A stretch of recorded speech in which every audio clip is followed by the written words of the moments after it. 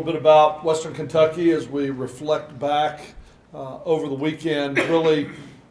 Really proud of this football team and the effort that they put forth against a very explosive Western Kentucky football team. When you look at it, I thought defensively some guys really played well. I thought the secondary really answered the challenge that we gave them after the way Southern Miss was able to throw the football against us a week ago, and coming in the way Levander Liggins and Darius Barnes, the safeties, and Xavier Woods, Kentrell Bryce, the way our secondary played, I thought was a huge growing moment from Southern Miss to this weekend. I thought the front did a really nice job. Houston Bates continually applied pressure up front, but I thought our front seven really did a good job. And overall, defensively, I just thought they really played a very motivated, passionate football game. It was fun to watch them go play, and they ran around, and they had a lot of fun out there. Offensively, we were able to score some points. That was kind of the mindset coming in. We scoring 52 points as an offense. The thing was, we did it the hard way, it seemed like. We drove the field 5 times of 70 yards or more to put up points, but when our defense created all those positive field positions, it seemed like we couldn't take advantage of it and get points that way. Ended up having a couple turnovers, but I thought Cody Sokol really played well at quarterback. Obviously, the way that Trent Taylor played with 3 touchdowns, I believe that he was involved with, and over 100 yards receiving. And I think it was great to have a healthy Paul Turner back, who also had 9 catches in that football game. But most importantly, we were able to do what we wanted to get done in that game, and that was score points and try and shut down a very explosive offensive football team. I thought the kicking game, the special teams, probably really for the first time this year was special.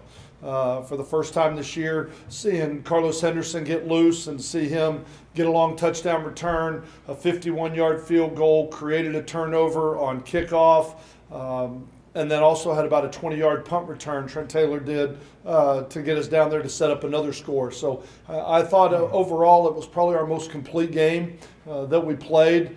Being homecoming with the crowd being there and everything, it's always nice to put on a good show at homecoming, and I thought the team really played well and was really prepared. I think it's a real tribute to them that they've been able to maintain their focus and the leadership that we have on this team for them to play that well at home, which gave us, I believe, 4 wins in a row at that point.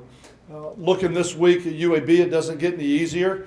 I think Bill Clark has done an outstanding job there. When you look at this as a team that has won 5 games in the last 2 years combined, they have won 5 games to this point right now. I have followed his career. He was an incredibly successful high school coach in the state of Alabama. Then with what he's done at Jackson State and what he did there, with the season that they had in 2013, I think he's a great fit, and he's doing a fantastic job with this program. When you watch him on film, this will be one of the bigger challenges that we've had in conference. When you look at what they're doing, we break stats down in conference games, and when you look at this team against conference opponents, I mean, they are averaging over 450 yards of offense. They're controlling the ball at about 34 minutes a game. They're rushing for over 200 yards a game. Their third down percentage, they're 47% on offense. Their defense has only given up 29% on third down. When you look at them, this football team is a very good football team. Offensively, they're putting up big numbers. They like to run the ball. They've got 2 very explosive running backs, and they've got a wide receiver kick returner who is one of the better, more explosive players in the entire country. When you look at them, they're doing a really good job because they're very simple with what they do offensively, but they're going very quick, and they give you a lot of different looks in the way that they get to it to create some problems for you. And then their defense, to say is multiple would be an understatement. They have played pretty much all of it. They do an awful lot of different things. They are going to try and suffocate you offensively. They're going to put everybody on the line of scrimmage. They're going to play bump and run man coverage, and they're going to try and stop anything before it can get going. And that's one of the reasons that they've been able to control the ball, and they're so good on third down, because they're a very pressure-oriented defense. Their punter and their kicker is probably one of the best combinations in this league. 2 seniors averaging when you look at their leg, averaging about 45 yards a punt, doing a great job on their kickoffs with over half of them being touchbacks. 2 seniors there, and as I said, their kickoff return, he is ranked, I think he's 4th in the country, something like that. I think he's 4th in the country as a kick returner. Very explosive, very dangerous. So be a great challenge for us this week on both sides of the ball. Then we're going to have to go and we're going to have to play a complete game, and going on the road is never easy, especially in a conference game, but I think our players are excited about having the opportunity to play again. So kind of wipe the grease boards clean this week and start all over again and get ready for another great conference challenge this week on the road. Coach, UAB, you look at statistically, the third quarter is their quarter as well, just like y'all's. What's the secret to making sure that flips and it's just y'all's? Well, that's going to be why we play the game. I mean, because I'm sure that they're good football coaches as well, and they're going to sit down and look at it, and it's going to be halftime adjustments and what we have to do on both sides of it. But I look at this as I think this is one of the better football teams that we've played. I really do, and I look at because they run the ball, because they're so aggressive. I think it's not just going to be third; it's going to be first, second, making sure that we can put together a game plan on both sides of the ball that can be sound, but yet you got to be simple enough, because with everything they do, you don't want to create too much confusion, especially this late in the season. But it'll be a challenge for both sides, and the third quarter will be interesting to see how it plays out.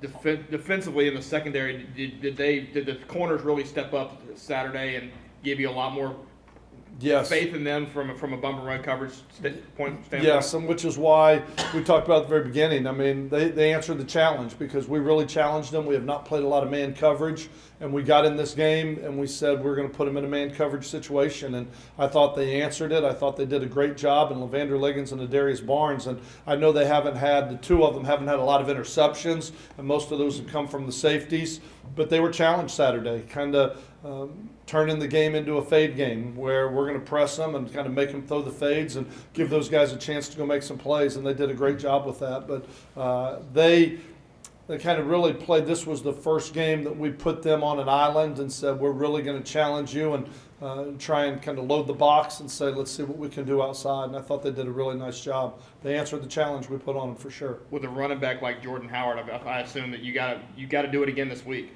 You're going to have to try and take away the running game. I mean, and as I said, you have to be careful because they do throw the ball well enough, especially with the speed and explosiveness they have with Nelson out on the perimeter. But when you look at Howard, I think he's the second leading rusher in this league. He's big, he's powerful, he's a 225-pound running back. He's physical, he gets going downhill, and they're going to feed him. I mean, they're going to feed him, and they're going to get him the ball every which way they can, and they're going to go fast, which eliminates you from doing a lot of scheme-type stuff, which makes you play a little bit more vanilla. In terms of just coming off such a complete game, is that more of a challenge for your coaching staff? Because you have to get the players to forget what happened last week, or is it more just a reward for the coaching staff if you say, here's what we did last week, we can do that again? Well, I think last week, I don't mean this negative, last week doesn't have anything to do with this week. I mean, because, like I said, it's time to clear the grease boards, and so we talked about last night, it's time to start all over. We've got to play a one-game season this week is how we're looking at it. We have this game before the open date. We're looking at it that this is a one-game season. What do we have to do to find a way to win one game this week? And we've got to cross T's, dot I's. We've got to do a great job as a staff, making sure we put our players in a position to have success, and our players have got to be diligent this week and coming in and watching film and really getting focused in and dialed in, going against, like I said, I think one of the better football teams that we've played. Coach, schematically, do they mirror anybody you've faced this year, or does it make their preparation any? They're multiple in their formations with what they do, but the 2 things, they're going to get the ball to their running back and they're going to throw the ball to their wide receiver. I mean, they've got those are 2 of the better football players in this league, and they're going to utilize them. I think when you look at they're not power I, they're shotgun, they're multiple in their formations. They're going to get the running back the ball, quick tosses, handoffs up inside. They're going to throw bubbles, deep balls. I mean, they're trying to go down. They're totally different than the team that we just played, who was a little bit slower with what they did as far as the operation. This team likes to get up on the ball, and they like to go fast and come at you from a lot of different angles. And I would probably say probably closer to an Auburn type offense as far as the way you're comparing what they do than anybody else we've played right now.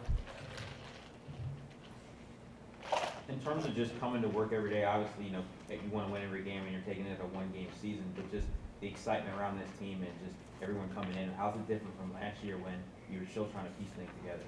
Well, it's just, I can talk from the inside because I don't get to see outside my office windows very much this time of year. I just looking at the inside, the attitude of the players, and I think the leadership of this team, the way that you look at what Houston Bates and Cody Sokol have added as two senior upperclassmen coming in, their commitment, their energy, their focus, their leadership, their work habits, the way they come in, study film. I mean, they have really helped this football team understand what it takes. I mean, and they're two shining examples of guys that have been other places, and they've brought that mindset in here. And I think just what that's done each and every week from a leadership standpoint has been huge. And then I can't say enough positive things about the Tony Johnsons and the Mitch Villamezes and the Terrell Pensons and Liggins. And I mean, I could go through so many of these seniors, even a guy like Rick Greenwald, who is not playing a whole lot for us and could cross his arms and have a sour look on his face, and the attitude that he has every day and the way that he's working and leading. It's, like I said, it's a fun team to coach because they're very serious about it. They understand it. We've got great leadership on this team, which is one of the reasons we're in the position we're in right now.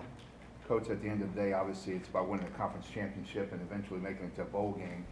I know those guys just naturally are thinking about that already. Right. How are you reeling them back in and staying focused in the moment? We talked about last night in our big picture meeting, which is what we have on Sunday night.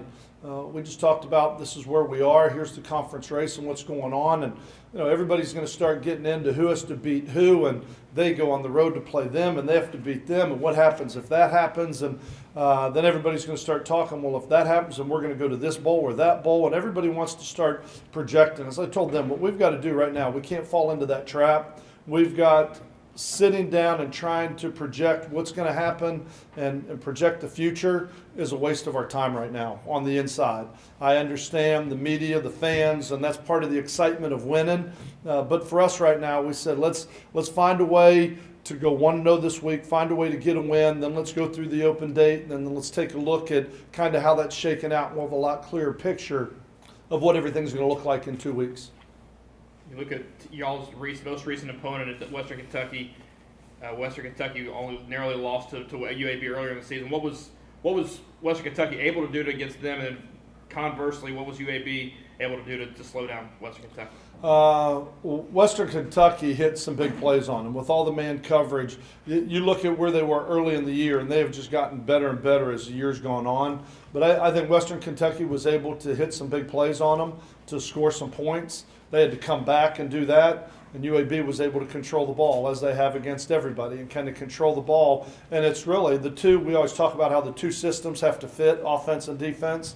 They control the ball, and then defense, rather than being a bend, don't break, they're everybody up on the line. They're trying to get you to go 3 and out. They want the ball back so they can control it. And that's one of the reasons they've been so successful when they're controlling the ball for 33 and a half minutes right now in conference games. And that's what they do, and they control the ball, and they dictate the flow of the game, and that's how they've been able to win football games. Hearing you discuss them like that, it seems like there might be a lot of similarities with UAB and this team. In terms of they got multiple formations. Oh, with this, our team? Yeah, with Okay. attack, multiple formations, trying to pressure on defense, something like that. Yeah, they're probably much more. We'll play quite a bit more zone than they will. I mean, where they're up in your face, bump and run, press coverage, pretty much every snap with what they do. There's some similarities, but there's still some differences between the two as well. But we don't control the ball with our running game near the way that they do, and we throw the ball. We're probably, when you look at us, we're probably more, especially the last couple of weeks, we've been more throw-oriented to run it, where they are definitely run-oriented, and they're going to find a way to run the ball.